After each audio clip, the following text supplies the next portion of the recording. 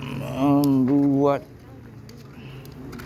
rondaan di sekitar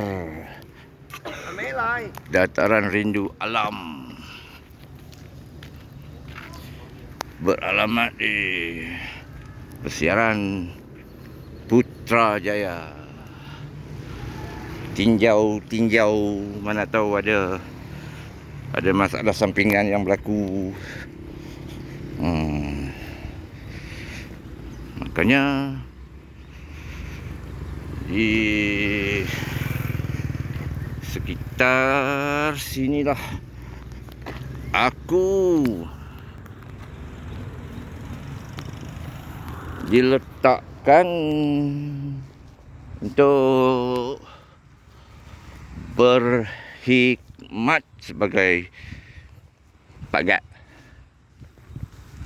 di sepanjang malam ini belayar hingga ke matahari terbit pagi esok.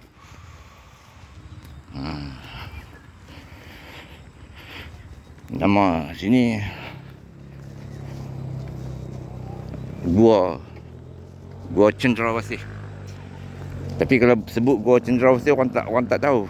Sebut Gua Sami orang kenal, Gua Sami.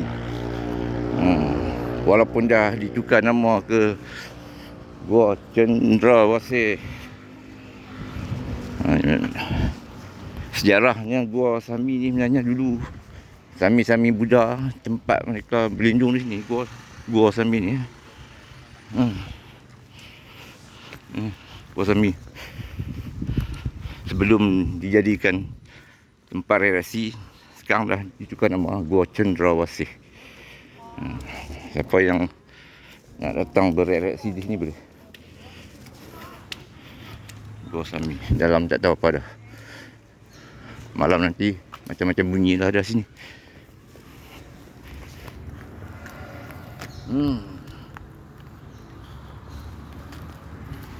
Okey.